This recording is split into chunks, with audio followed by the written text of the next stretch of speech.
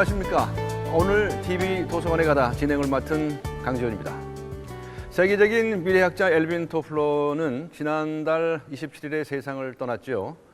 그는 앞으로의 세계는 지식과 정보화 사회가 될 것이라고 예측했었습니다. 개인용 컴퓨터의 보급이라든가 프로슈머, 유전자 복제 이런 개념들을 제시했었는데 모두 현실로 나타났지요. 네, 세계적인 미래학자 엘빈 토플러는 떠났지만 그가 저서와 함께 남긴 명언들은 아직도 우리에게 유효합니다. 네, 미래는 예측하는 것이 아니라 상상하는 것이다. 미래에 대해서 상상하기 위해서는 독서가 가장 중요하다. 좋은 책과 함께하는 TV 도서관에 가다 시작하겠습니다. 인간은 누구나 공평하게 한 번의 삶과 한 번의 죽음을 경험한다.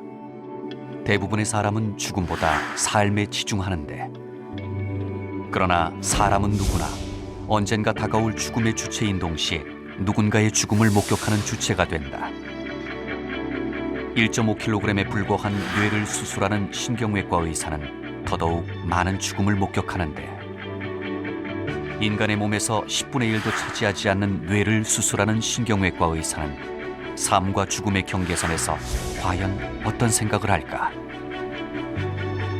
때론 환자의 상태가 너무 좋지 않아서, 때론 의사의 실수로 삶이 아닌 죽음의 길로 들어서는 환자들. 그렇게 죽음을 맞는 환자의 마지막을 의사는 어떻게 지켜낼까? 그러나 또 기적처럼 삶으로 되돌아오는 환자도 있다.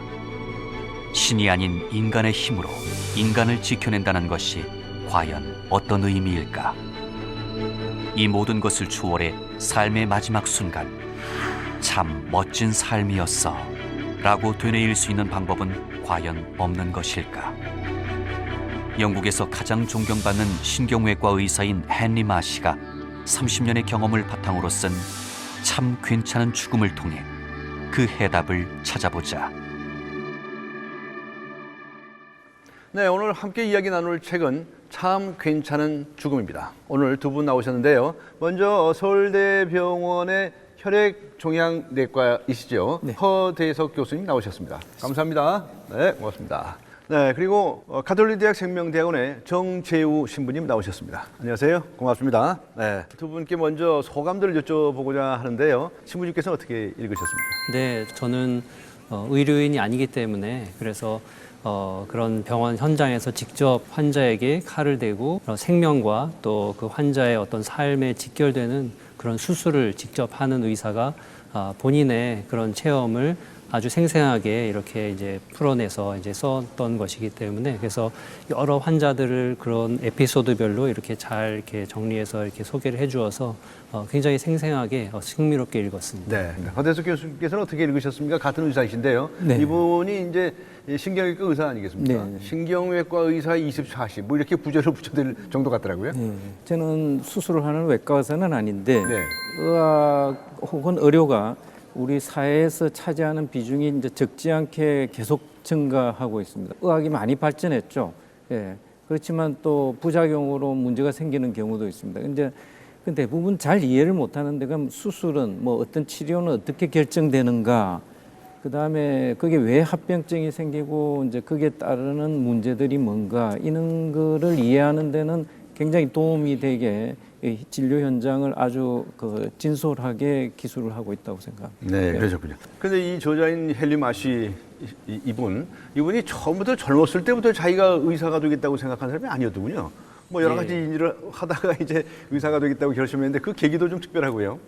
상당히 좀 유복한 가정에서 자란 것 같습니다. 아버지는 유명한 인권 변호사이셨다고 하고 있고요. 네. 그리고 또 교육도 유명한 사립학교에서 특권층의 영국식 교육을 받았다, 이렇게 이제 얘기를 합니다. 그리고는 이제 옥스퍼드에 들어가서 철학과 경제학을 공부하다가 네. 어떤 계기로 좀 이제 방황을 하면서 학교를 그냥 그만두고 그리고 우연한 계기에 그 잉글랜드 북부에 있는 탄광촌에서 병원 보조원으로 일하게 되면서 그때부터 이제 의사의 어떤 꿈을 갖게 되었던 것 같습니다. 또 의사가 되면서도 내가 전문 분야를 뭘로 할까 하는 것에 대해서는 또 금방 결정하지 못하고 있었는데, 네. 또 거기서도 뭔가 신경외과를 경험하게 되면서 이것이 나에게 천직이구나라는 것을 깨닫게 되었다, 이렇게 되어 있었습니다. 네.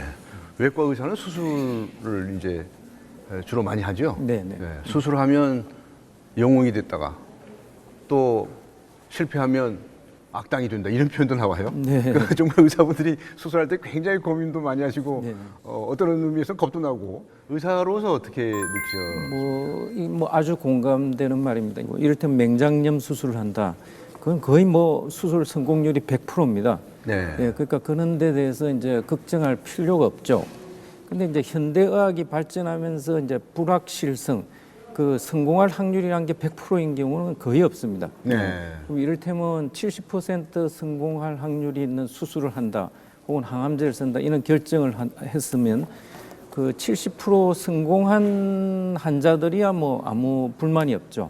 근데 실패한 30%인 경우는 이게 뭔가 의사가 잘못한 게 아닌가 네, 오해를 네. 살 수가 있는 거죠. 의료사고 그렇게 의심을 하게 되는 예. 거죠. 근데 이제 저희는 그냥 확률적으로 70% 30%라는 말을 쓰지만은 그 당하는 30% 입장에서는 그게 30%가 아니고 본인한테는 100%입니다. 네, 네. 그러니까 이제 의학적 결정이란 게 그렇게 단순하지 않고 그 불확실성 때문에 현장에서는 굉장히 많은 갈등이 있습니다. 네. 이 신경외과는 이제 이 뇌하고 척수를 네. 이제 수술하는 의사들인데 그래서 이 책에 보면은 뭐 이렇게 수술에 성공해서 잘 사신 분도 있고 또 실패해서 세상을 떠나는 분도 있고 또 남은 가족들의 여러 가지 이야기들도 많이 나와 있습니다. 한 30편 정도의 이야기들이 소개가 되고 있는데 우리 정재우 신부님께서는 어떤 부분이 가장 인상적이었다고 느끼셨어요? 네, 그 전체적으로도 참 그 의사의 고뇌뿐만이 아니라 그런 질병을 앓는 환자의 그런 심정이나 또 그 옆에 있는 보호자의 그런 마음 이런 것들이 곳곳에 이렇게 드러나서 재미있었는데요. 그 중에서도 그 12년 동안 종양을 앓다가 결국 나중에는 죽음을 맞이하게 되는 그 데이비드라는 환자의 이야기가 좀 마음에 와닿았고 그 에피소드에서 몇몇 그 대화의 말들이 제 마음에 좀 와닿았습니다. 그래서 예를 들어서 말씀을 드리자면은 항상 의사로서 나는 진실을 말한다라고 하면서 이제 이 환자가 더 이상은 어떤 치료에 가망이 없이 이제는 죽음을 맞이하실 때가 되었다는 것을 환자에게 이야기해야 되는 굉장히 안타깝고 어려운 그런 상황을 맞이했지만 그러나 나는 의사로서 진실을 말해야 한다라고 해서 환자에게 그것을 이야기하는 12년 전 수술한 데이비드가 나를 다시 찾아왔다. 오른쪽 전두엽에 생긴 아주 특별한 종양 때문에 우린 처음 만났었다. 그는 180cm가 넘는 훤칠한 키에 열정적으로 사이클을 즐기고 유머 감각이 뛰어난 성공한 경영 컨설턴트였다. 심지어 그는 부분 마취를 하고 뇌수술을 할 때조차 내게 계속 농담을 건넸다. 그러나 수술 후 종양은 재발했고 나는 그에게 진실을 말해야 하는 의무를 지게 됐다.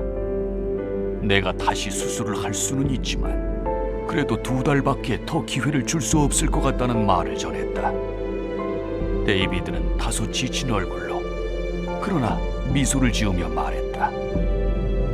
선생님도 저도 최선을 다했고 이젠 마음의 정리도 된 것 같다고. 우리는 둘 다 이별의 순간을 직감했기 때문에 특별한 작별 인사를 나누지 않았다. 나는 너무 화가 났지만 화조차 낼 수 없었다. 데이비드와 만나서 고마웠어요. 그리고 마지막 대화도 할 수 있어서. 이럴 때 나는 병원이 참 싫고 의사란 나의 직업도 싫어진다. 그렇게 이제 그 환자와 마지막 인사를 나누면서 당신을 내가 돌볼 수 있게 돼서 영광이었다 이런 이야기를 할 수 있었던 그것도 굉장히 그 의사가 환자와 나누었던 그동안의 어떤 관계 이런 것들을 한마디로 요약해서 잘 보여주는 것 같아서 그것도 이제 좋았습니다. 네. 사실 뭐 의사가 진실을 말해야 한다는 것은 당연할 것 같은데 그 진실을 말하기가 어렵다는 거죠. 그 고통받는 그 환자나 그 가족 앞에서 우리 저 허대석 교수님께서는 어떤 부분이 가장 인상 깊으셨습니까? 거기에 보시면 수술은 어떻게 결정되는가 해서 동맥류에 대한 이야기를 다룬 부분이 있습니다. 네. 이 부분은 이제 우리나라에서도 최근에 이제 건강검진이 보편적으로 보급되면서 머리에 혹시 이상이 있을까 해서 MRI 이런 이제 사진을 많이 찍다 네. 보면 본인이 인지 못했는데 이제 뇌에 그 공급되는 혈액을 관장하는 동맥에 어떤 결함이 있는 거를 발견을 많이 하게 됩니다. 네. 그럼 이거를 그냥 내버려둬도 아무 일이 없는 경우도 있지만은 동맥류가요? 예. 동맥류라는 게 동맥이 어떻게 부풀어 오르는 겁니까? 예, 동맥의 어떤 벽의 결함이 약화돼 가지고 예. 그게 부풀어 오르고 그 중에서 일부 환자는 터져서 뇌출혈을 일으키죠. 그러니까 이제 그 중에서 이제 이게 이제 불확실한 부분이 있는 거죠. 내버려둬도 평생 아무 일이 없는 환자가 있는 반면에 네. 일정 부분은 파열이 돼서 뇌출혈로 마비가 오거든요. 반대로 그럼 그걸 미리 예방적으로 수술을 한다 하는 과정에서 합병증이 생길 위험도 있습니다. 네. 예, 그러면 이제 이 수술을 하는 게 옳은가 하지 않고 그냥 지켜보는 게 옳은가 이 결정은 의료진뿐만 아니라 환자분들도 굉장히 고민하게 되는 부분입니다. 그게 불확실한 부분이기 때문에 이제 그런 부분을 아주 현장감 있게 잘 다루고 있었습니다. 네. 신경외과 의사들은 뇌동맥류 수술을 폭탄 처리 작업과 비슷하다고 생각한다. 사실 뇌동맥류는 환자가 죽을 때까지 터지지 않을 수도 있다. 그래서 아주 작은 뇌동맥류에 대해 수술을 권하지 않을 때도 많다. 그러나 이런 경우 대부분의 환자는 단호하게 수술을 결정한다. 수술은 복잡하고 때론 예기치 않은 상황과 싸워야 한다. 그리고 수술이 잘 끝난 경우 우리는 영웅이 된다. 그러나 우리가 최고의 영웅이 되는 순간은 수술이 성공했을 때가 아니라 환자와 이별하는 순간이다. 나는 병원을 나서는 환자가 수술실에서 무사히 깨어난 것이 얼마나 큰 행운인지 몰랐으면 한다. 영원히. 이 헬리마 씨 저자가 우크라이나하고 있더라고요. 예. 어떤 계기에 찾아가서 여러 가지 도와주는 일을 많이 했었는데 네. 나중에 그 환자를 또 영국으로 네. 두 사람이나 예. 데려와서 치료한 그런 경험도 소개했더라고요. 그거 좀 소개 좀 해주시죠. 다큐멘터리 영화로 제작돼서 국내도 한번 방영된 적이 있는데요. 네. 가서 우연한 계기에 우크라이나에 가서 보니까 의료 제도가 너무도 낙후돼 있는 거예요. 네. 그런데 결국은 환자들이 너무 고통을 받고 있는 모습을 본인이 보고 와서 거의 뭐 매년 가서 이제 외래 진료도 하고 수술도 하고 이제 의료 제도가 이제 정부 통제하의 어떤 행정적인 관료적인 제도다 보니까 외국인 의사가 와서 이제 그렇게 하는 게 못마땅하니까 이제 수술을 못하게 이제 제도적으로 이제 제한을 하니까 이제 그 중에서 오랫동안 뇌종양으로 고생하던 두 환자를 이제 영국으로 모시고 와서 이제 수술을 했는데 한 분은 성공하는데 네. 한 분은 결국은 합병증이 생기고 돌아가서 사망을 합니다. 이제 어린아이였죠. 예. 이제 그런 감회를 잘 적고 있고 또 그 과정에서 이 의료 제도라는 게 진짜 환자나 국민 입장에서 어떻게 돌아가는 게 옳은가에 대한 이제 본인의 의견들이 그게 많이 가미가 돼 있는 것 같습니다. 네. 이 책을 읽으면서 정말 의사들이 수술을 해야 될지 안 해야 될지 굉장히 망설이고 고민하는 부분들을 읽을 수 있었습니다. 사실은 수술을 한다 하더라도 계속적으로도 평생 더 고통스럽게 산다고 한다면 어떻게 해야 할까? 뭐 이런 고민을 하게 되는데 관련 영상을 보시고 이야기 나누겠습니다. 간밤에는 입원 환자가 한 명밖에 없었습니다. 컴퓨터 앞에 앉아있던 당직 레지던트가 짜증나고 못마땅한 어투로 말했다. 환자는 40세 남성인데 어젯밤에 자전거에서 떨어진 것으로 보입니다. 경찰이 그를 발견했습니다. 헬멧도 쓰지 않은 상태였습니다. 그녀가 컴퓨터 자판을 두드리자 거대한 흑백 뇌 스캔의 단편들이 마치 사형 선고를 알리듯 어둠에서 빠져나와 흰 벽 위로 모습을 드러내기 시작했다. 경찰 말에 따르면 발견 당시 그는 말을 하고 있었지만 지역병원에 입원할 때는 발작을 시작했습니다. 그래서 삽관을 하고 인공호흡을 한 다음 스캔을 했고요. 이미 죽었잖아. 차라리 죽었다면 얼마나 좋겠어요. 의외의 대답이었다. 내가 아는 그녀는 아무리 예후가 안 좋아도 환자를 치료해야 한다고 믿는 사람인데 나는 수련이들을 쭉 쳐다보다가 이제 막 트레이닝을 시작한 여선생에게 말을 했다. 스캔이 비정상인 곳이 많군. 환자 상태를 얼마나 알아볼 수 있는지 한번 봐봐. 전두 두개골 골절이 있고 그 부위가 함몰되어 있습니다. 뼈가 눌려서 뇌에 박혀 있습니다. 뇌는? 피가 차 있습니다. 타박상 때문에요. 그래. 반대쪽은 어떤가? 역시 타박상이 있습니다.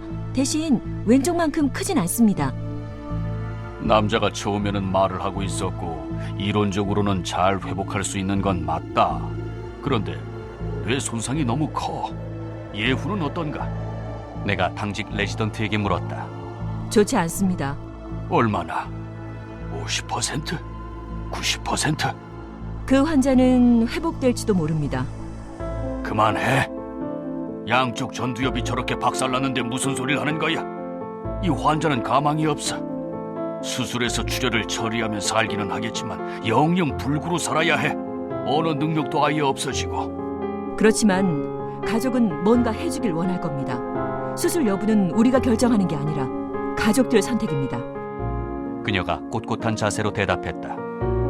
가족이 뭘 원하느냐는 전적으로 의사가 그들에게 하는 말에 의해 결정된다. 만일 그녀가 수술로 손상된 뇌를 제거할 수 있는데 그러면 최소한 목숨을 건질 수 있습니다. 라고 말하면 환자 가족들은 어김없이 수술을 선택할 것이다. 반면 수술을 해도 환자분이 정상적으로 사실 수 있는 가능성은 없습니다. 불구로 평생을 지내야 하는데 환자분께서 그걸 원하실까요? 라고 말하면 가족은 다른 답을 줄 것이다. 그녀처럼 수술 여부는 가족들 선택이라고 말하는 것은 사실상 이렇게 묻는 거나 마찬가지다. 환자분이 평생 불구가 된다고 해도 정성스레 보살필 만큼 사랑하시나요? 이 방금 영상 보셨는데요. 이런 문제와 관련해서 의사들이 어떻게 할 것이냐 중요하지 않습니까? 네. 그러니까 저자는 그렇게 이야기를 합니다. 의사가 환자나 환자 가족에게 어떻게 얘기하느냐에 따라서 달라진다. 이게 의료가 과거에 이럴 때 맹장염이 있다. 수술할 건가 말 건가. 이건 뭐 사실 갈등 혹은 논쟁의 여지가 거의 없습니다. 수술하면 살고 네. 하지 않으면 사망하니까요.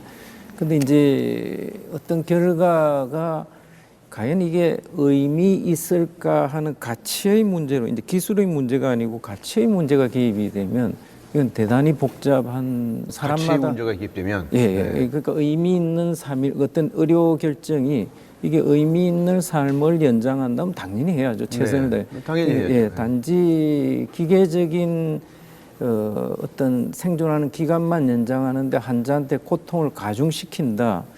이러면 그건 생각이 저희들이 조사해 보면 뭐 담당 의사하고 가족 다르고 또 환자 본인의 생각도 다르고 이건 갈수록 많이 증가하다 보니까 특히 이제 의식이 없는 상태에서 본인의 어떤 가치관을 물어볼 수 없는 상황이 있을 경우 이걸 어떻게 결정할 건가 이거는 현대의학의 큰 숙제라고 생각합니다. 네. 어떤 의미에서는 현대 의술이 지나치게 발달해서 그런 게 아니냐 하는 생각도 할 수 있을 정도예요.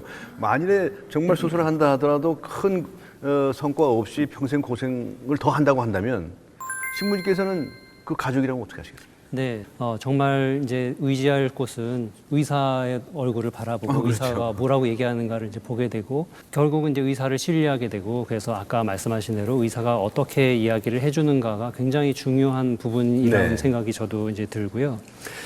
그런데 이제 그런 환자 가족의 입장에서는 결국 환자에게 지금 필요한 게 무엇일까 이것을 좀 찾아서 해주고 싶고 그것은 결국은 또 의사에게 환자에게 지금 필요한 것이 무엇인가요?라고 이제 물어보게 될 것 같고 환자가 지금 살아있다는 사실은 지금 분명하기 때문에 네. 그래서 그 사실을 전제로 해서 이제 환자를 어떻게 돌볼 것인가 이쪽으로 좀 생각하게 될 것 같습니다. 네.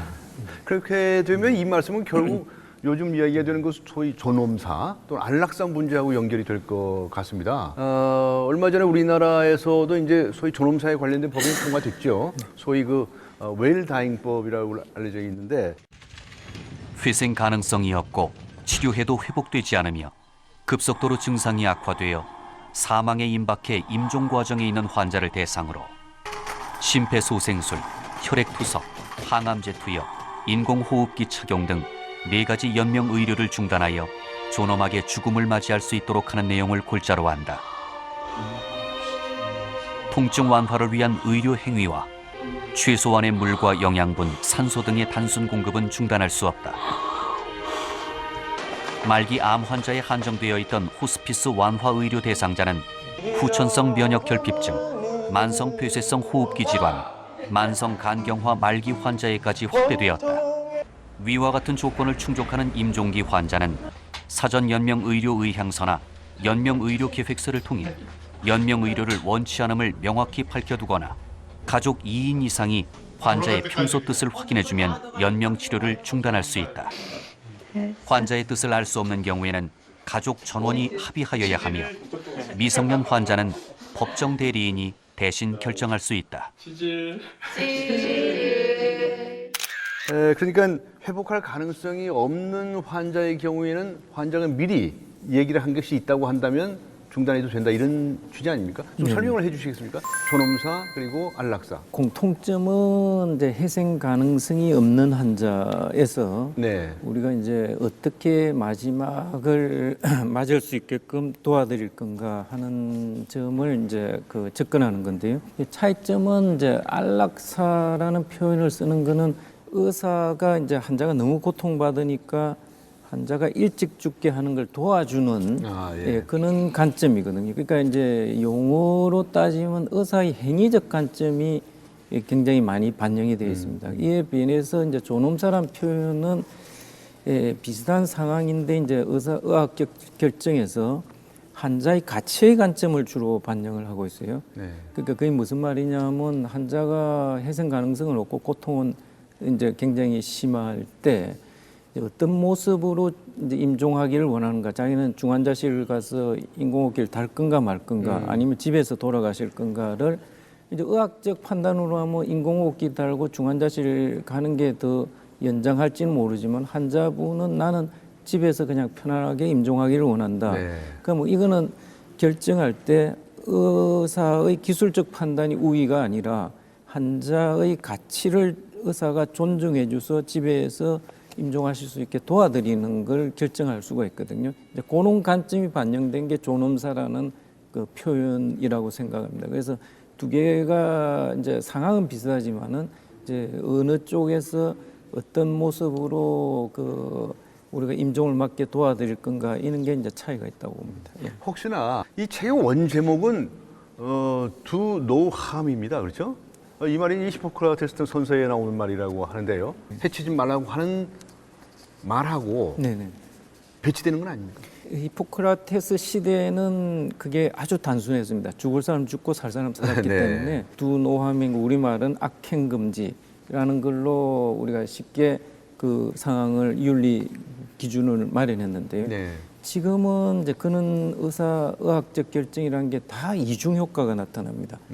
예, 이를테면 말기 암 환자한테 마약성 진통제를 환자가 너무 고통스러우니까요. 예, 고용량을 쓰게 된다. 그러니까 환자의 고통을 줄이는 거는 선행에 해당하는데 예, 고용량으로 쓰면 호흡 곤란이 와서 생명이 단축될 위험이 있습니다. 그건 악행이거든요. 예. 그러니까 하나의 의학적 결정이 이중 효과를 나타내는 상황들이 지금 현대의학의 딜레마입니다. 악행은 하면 안 되죠. 근데 악행을 의도적으로 하는 상황은 없고요. 이제 그는 이중 효과의 상황에서 이제 의료진도 고민하고 환자나 가족들도 고민하고 있다고 봅니다. 종교적으로는 어떻습니까? 존엄사, 안락사. 그 말마디만 놓고 보면 안락사라고 하면 안락한 죽음이고 존엄사 하면은 존엄한 죽음. 그래서 네. 안락한 죽음, 존엄한 죽음을 반대할 이유가 누가 있겠습니까? 네. 그것은 우리가 다 꿈꾸는 이런 모습이라고 할 수 있는데 그것을 지금 우리가 보통 생각하듯이 정말 집에 가서 편안하게 어떤 사람들의 사랑하는 사람들이 둘러싸여서 죽음을 맞이한다. 통증은 좀 조절되면서 진통제를 통해서 그래서 죽음을 맞이하는 이런 것으로 하고 있다면은 윤리적으로 문제될 것이 없다고 생각을 할 수 있겠습니다. 그리고 그게 호스피스에서 지금 이제 하고 있는 것이 이제 그런 것이라고 할 수 있겠는데요. 그런데 안락사나 존엄사가 계속 이제 윤리적으로 문제가 되고 논증을 낳고 또 어떤 법적인 문제가 되는 이유는 그 말마디와는 다른 어떤 것을 거기에 담고 있기 때문에 그래서 환자의 삶을 어떤 이유로 인위적으로 단축시켜서 죽게 만드는 그런 행위가 거기에는 담겨 있기 때문에 그래서 지금 계속 문제가 되고 논란이 되고 이런 것이 아닐까. 그렇다면 신부님께서는 어떠한 경우라도 환자가 죽게끔 해서는 안 된다고 생각하시는 겁니까?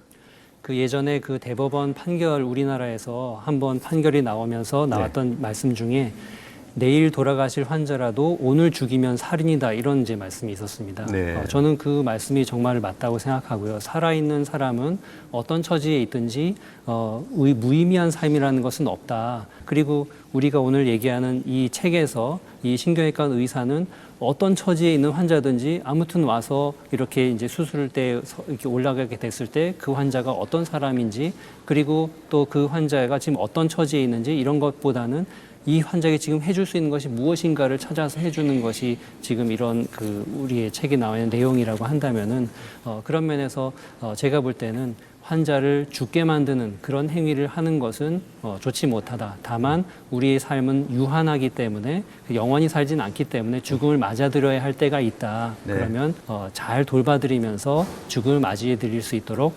하자라는 것을 네. 말씀드리고 싶습니다. 설명을 아주 부드럽게 해주셨는데요. 근데 지금 수술을 해서 더 고통스럽게 얼마 살지 못하고 세상을 떠날지 모른다라고 하는 경우에 그런 경우에도 수술을 해야 합니까? 그것을 이제 그 일반적으로 참 말씀드리기는 참 어렵습니다. 왜냐하면 각각의 상황이 굉장히 예, 다 특별하기 다르죠. 때문에 예, 예.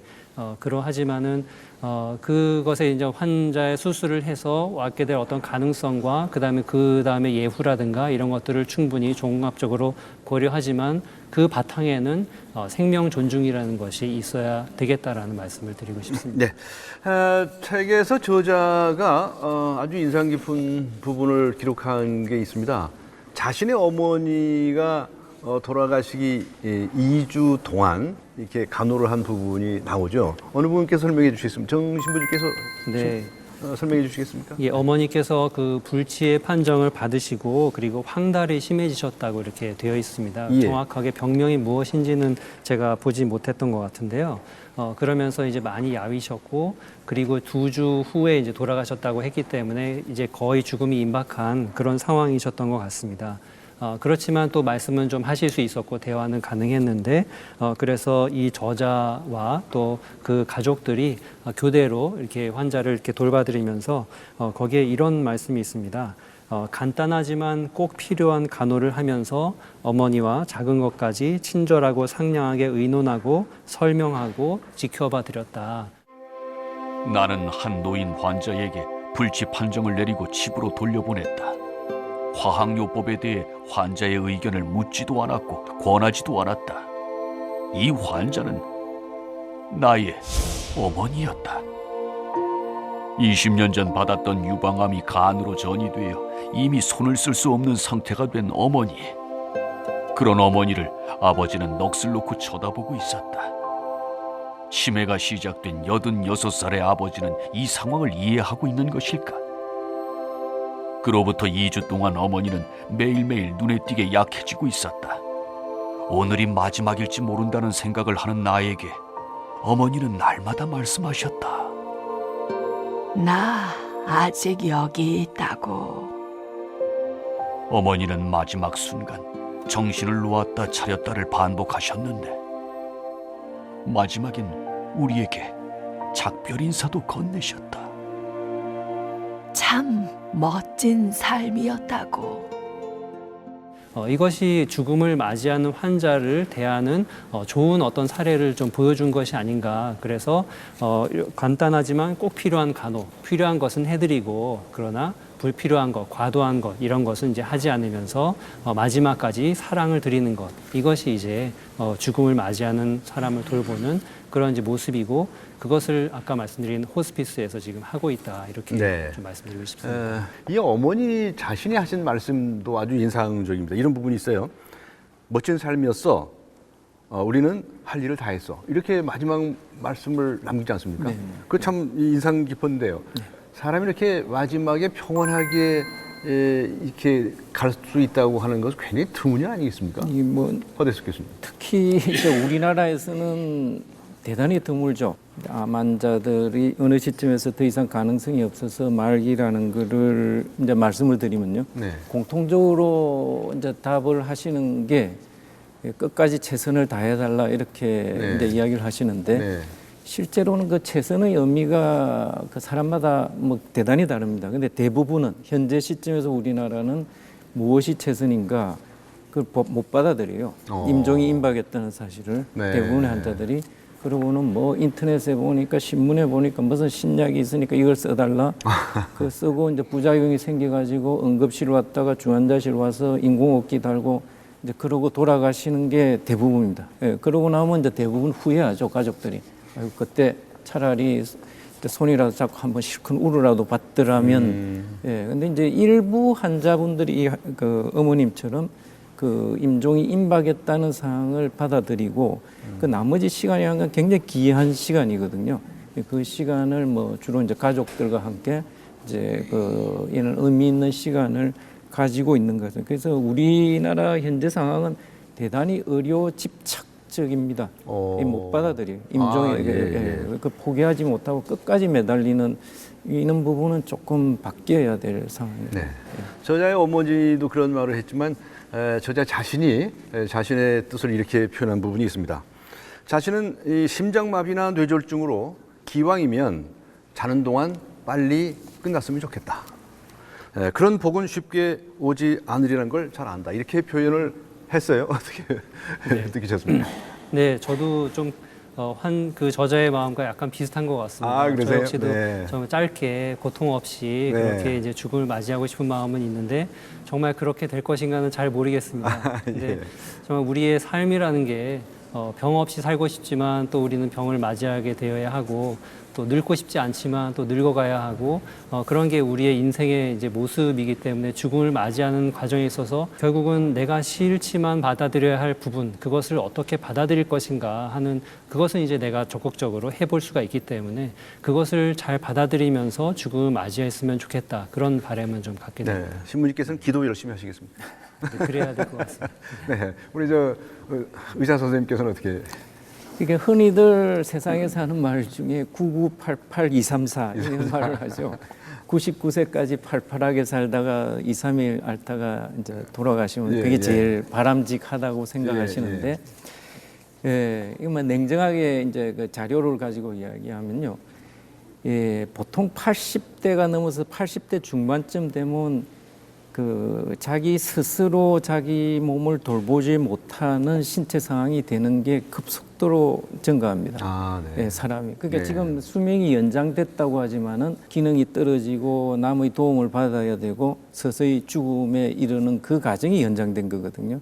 그러니까 이제 사회 전체가 특히 한국 사회가 지금 고령화되면서 이제 큰 숙제가 어떻게 죽을 것인가 이 문제에 대해서 굉장히 많은 논의를 하고 사회 제도도 그게 어떤 모양이 바람직한가에 대해서 좀 생각을 해야 된다고 생각합니다. 네.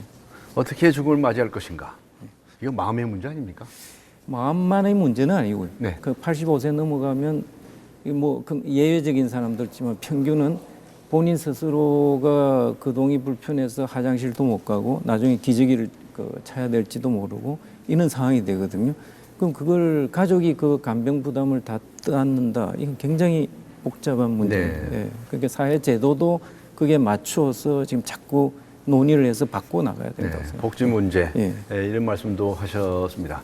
그런데 이제 어차피 우리는 어차피 세상을 떠나는 거니까요. 죽음에 임박해서 자기 자신이 어떻게 노력을 해야 하는지는 정말 생각을 해봐야 하지 않겠습니까? 저는 교수님 말씀에 굉장히 동의하는 부분이 있는 게 우리가 이제 태어났을 때 우리가 스스로 할 수 있는 것이 거의 없지 않았습니까? 네. 그때 부모님의 전적인 돌봄을 받으면서 이제 자라면서 이제 독립성을 점점 이제 갖게 되고 그래서 성인이 돼서는 이제 스스로 자신이 하는 것을 이제 하면서 살지만은 이제 몸이 점점 쇠약해지고 내가 스스로 할 수 있는 것이 약해지면은 그때는 주변의 돌봄이 필요한 삶이 우리의 이제 모습이라고 할 수 있겠습니다. 그렇게 볼 때 서로를 돌봐주고 도와준다는 것은 우리 삶에서는 중요한 하나의 좋은 모습이고 또 그런 돌봄이 잘 되는 것이 인간적으로 살 수 있는 어떤 좋은 사회의 모습이라고 할 수 있겠는데요. 우리 사회의 모습에는 남에게 돌봄을 받는다는 게 남에게 짐이 된다라고 이제 부담 준다 이렇게 이제 생각을 하기 때문에 그래서 이제는 사회적으로 돌봐주는 것은 짐이다 이렇게 좀 생각하는 이런 경향이 있는 것이 그것이 어떻게 보면은 우리를 더 좀 고독하게 만드는 것이 아닌가 이렇게 생각이 듭니다. 돌봄을 받는 사람이 인간답게 사는 것이고 또 돌봄을 베푸는 사람 역시도 인간답게 사는 것이기 때문에 제도를 통해서 우리 사회가 그것을 좀 잘 이루어질 수 있는 그런 사회의 시스템을 만들어가는 것, 그것이 우리에게 필요한 것 같습니다. 네. 저에게 꿈이 있다고 한다면 제가 죽었을 때 관속에 들어가서 있는 순간 빙긋이 웃었으면 좋겠다는 건데요. 이게 가능할지 모르겠습니다. 어떻게 사는 것이 잘 사는 것일까요? 그리고 어떻게 죽는 것이 잘 죽는 것일까요? 죽음에 대해서 본격적으로 사색해보는 계기가 되었으면 합니다. 두 분 감사합니다. 네, 고맙습니다. 네.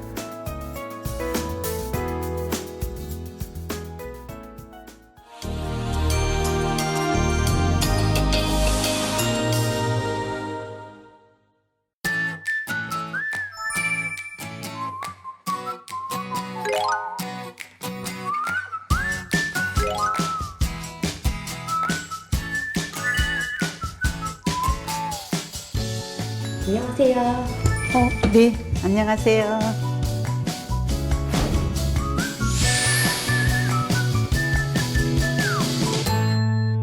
의원님 이력을 보니까 좀 특이한 게 있더라고요. 네, 어린이집 원장님이셨더라고요. 고향 여수에서 31년간 어린이집 원장을 했습니다. 어린이집 운영하시다가 정치에 입문하신 계기가 있다면요? 정부에서 추진하고 있는 그 보육 정책이 현장하고 잘 맞지가 않아서요. 바르지 못한 정책은 바로 아이들한테 영향이 미치는데 보육 전문가로서 바르지 못한 정책은 바로 잡았으면 좋겠다는 그런 생각을 갖고 정치에 입문하게 됐습니다.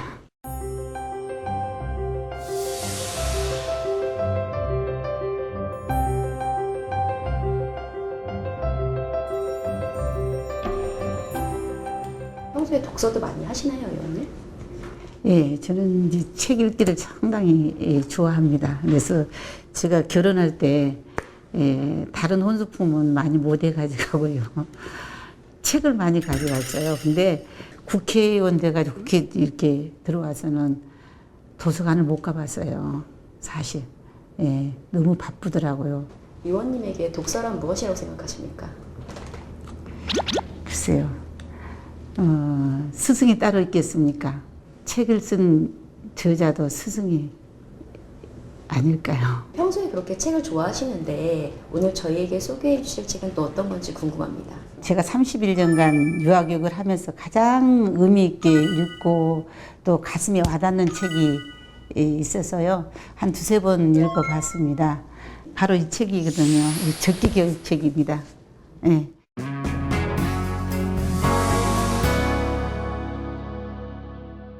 그런 말을 이렇게 하잖아요. 근데 따박따박 이렇게 걷고 있는데 엄마가 급한 마음으로 아이 보고 달리라고 하면 되겠어요. 달려주겠습니까? 넘어지지 않겠어요? 그래서 이 책을 읽으시면 부모님들이 이 선행학습이 중요하지 않다는 것을 가슴 깊이 깨달을 수 있는 그런 내용들이 실려져 가지고 있습니다.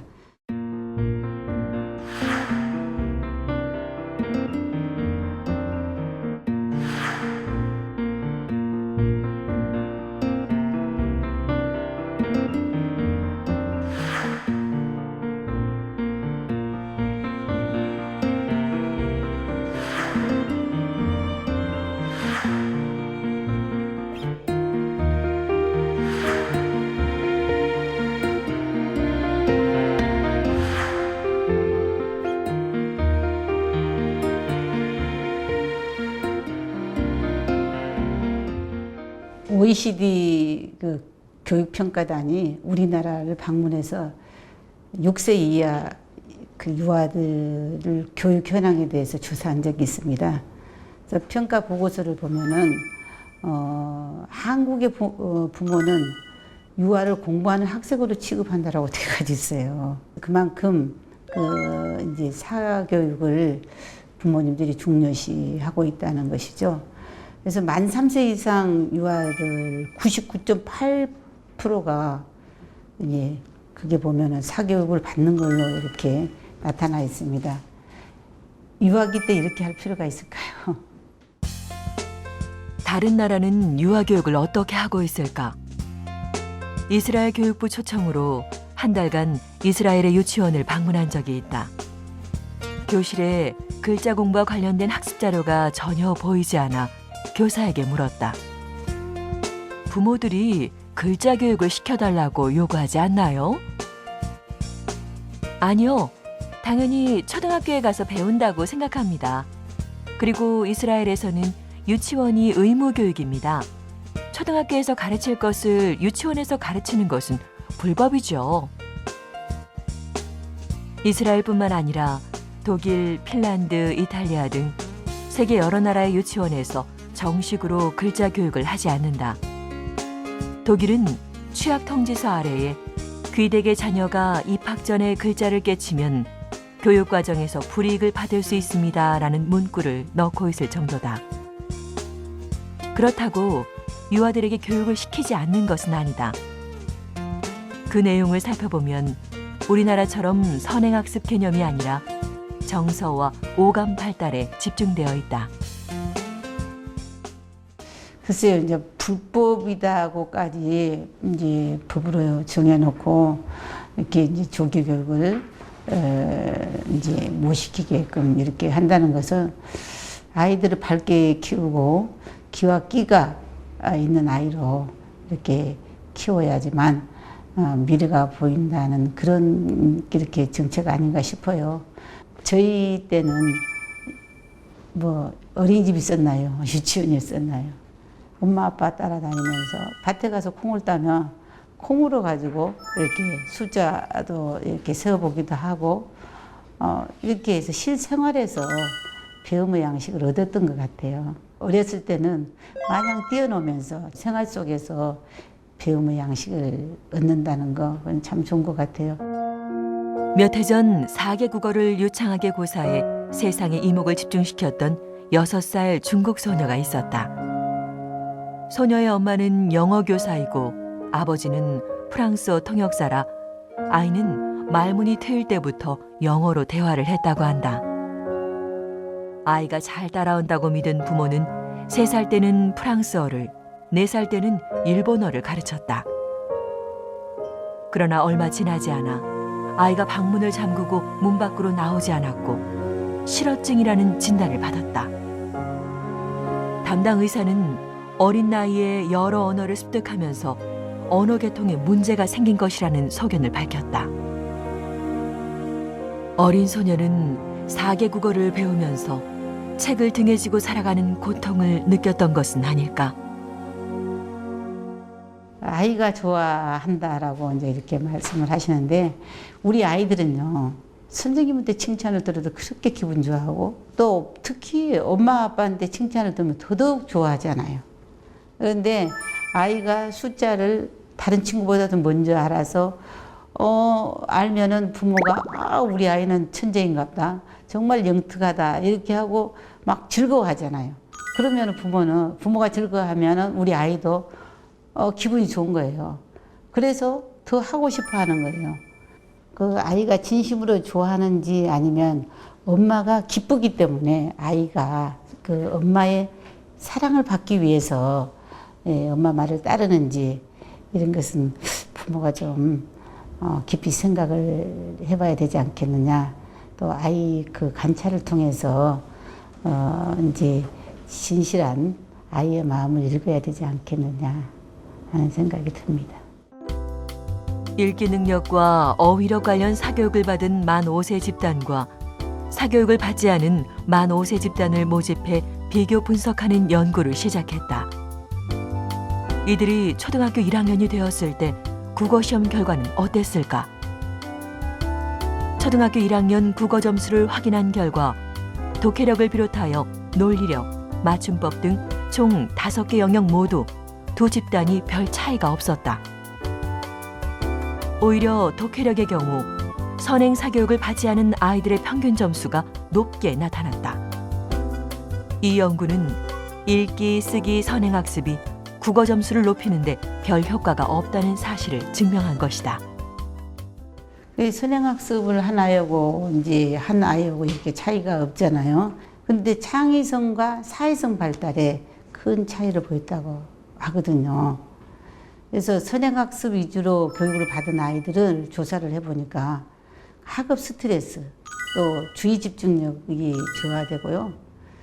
문제 해결 능력이 저하가 됐다고 그렇게 합니다. 그래서 그 사교육 가짓수가 많을수록 우리 아이들이 그 가인 행동을 하고요. 또 좀 신경질적이고 공격적이다고 그래요. 그래서 우리 아이들한테 무리하니 사교육을 요하면 성격 형성에도 그렇게 그 문제가 발생을 하고 있다는 것을 알 수가 있습니다. 우리나라 엄마들의 자녀 양육에 관한 지식 수준은 매우 높다. 그러나 아이를 잘 기르는 처방전은 이 세상에 존재하지 않는다. 다만 잘 기르기 위한 참고 자료가 있을 뿐이다. 그러한 참고 자료를 기초로 나만의 육아 방법과 나만의 양육 철학이 있어야 한다.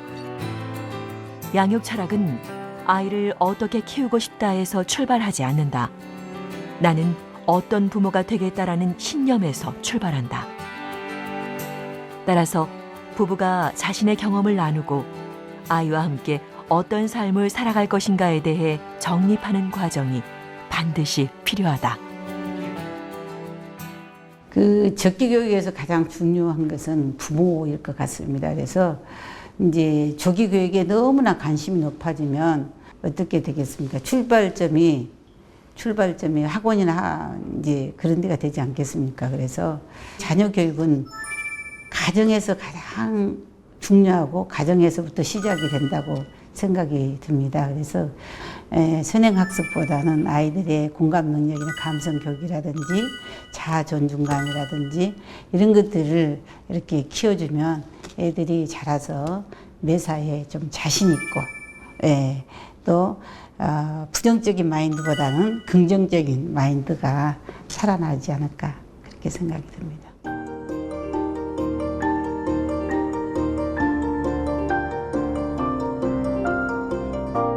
부모 생각만 좀 바꾸면 되겠고요. 또 그 우리 아이들이 밝게 뛰어놀고 자랄 수 있는 그런 환경을 마련해주면 좋지 않을까 생각이 듭니다. 그래서 정부 차원에서는 그 아이들 질적 보육을 시키기 위해서는 좋은 프로그램을 발굴해서 연구해서 또 그 어린이집에나 유아교육 기관에 제공을 해주고 이렇게 하면 원활한 적기 교육이 이루어지지 않겠는가. 제가 유아교육 31년 하고 이제 정치에 입문했는데요. 보육 현장에 웃음이 될 수 있는 그런 역할을 했으면 좋겠다는 생각이 들고요. 국민의 눈높이에서 국민을 바라는 그런 정치인이 되고 싶습니다.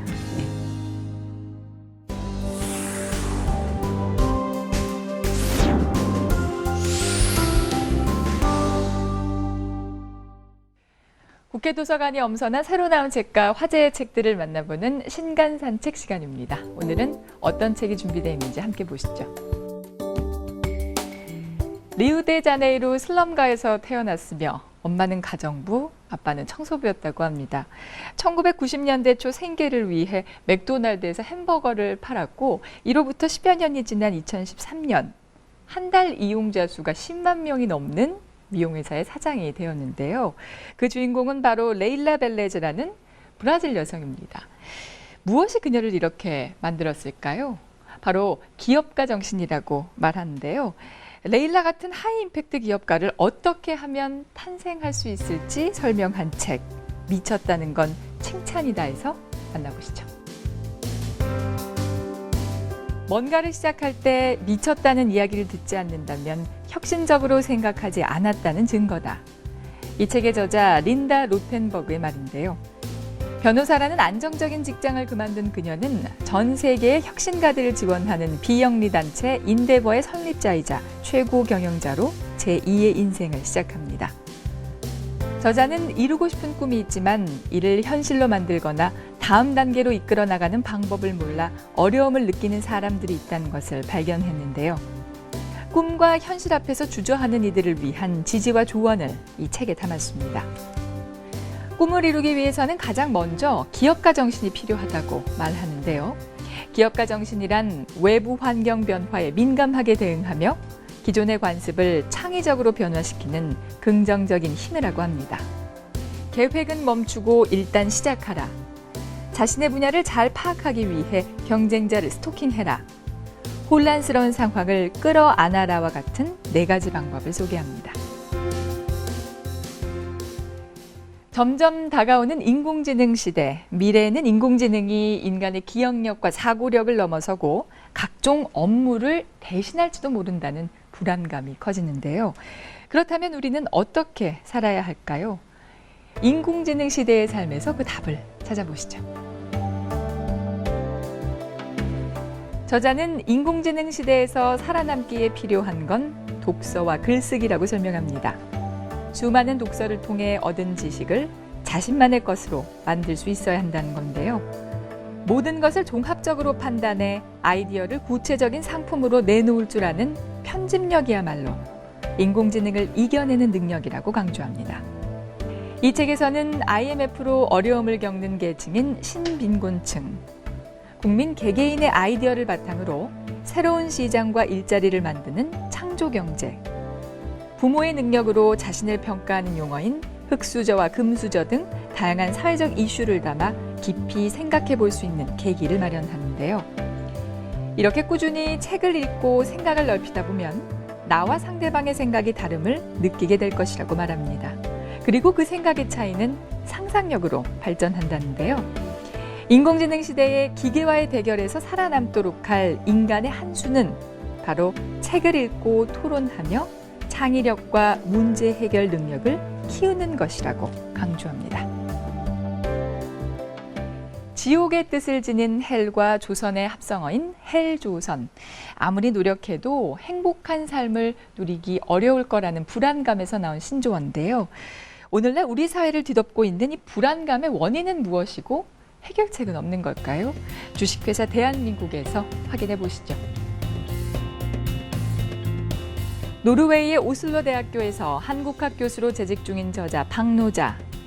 저자는 오늘날 대한민국은 현대판 계급사회를 너무도 잘 보여주고 있다고 말하며 대한민국을 주식회사라고 빗대어 설명하는데요. 이 책은 대한민국의 주주는 누구인가라는 질문으로 시작합니다. 잔업과 특근으로 일주일 노동시간이 50에서 60시간이며 나이가 들면 각종 질환에 시달리는 피곤한 노동자들이 과연 대한민국 주식회사의 주주인지 되묻는데요. 또한 현재 대한민국은 기업처럼 자본에만 집중하고 사회적 약자를 보호하는 것에는 소홀하다고 지적합니다. 대기업과 중소기업, 정규직과 비정규직으로 이분화된 경제구조에 그 문제가 잘 드러나 있는데요. 비정규직 근로자들은 실업수당, 국민연금과 같은 사회적 보호에 빗겨나 있고 보호받는다고 해도 턱없이 적은 액수라고 합니다. 이슬람이 과연 평화의 종교인가라는 물음에 고개를 내저으며 전 세계를 대상으로 이슬람 근본주의자들이 저지르는 숱한 폭력 행위에 꾸란과 하디스의 가르침이 동력이 되고 있음을 주장한 이가 있습니다. 바로 무슬림 출신 여성 인권운동가 아얀 히르시 알리인데요. 그녀의 도발적인 제안, 나는 왜 이슬람 개혁을 말하는가에서 살펴보시죠.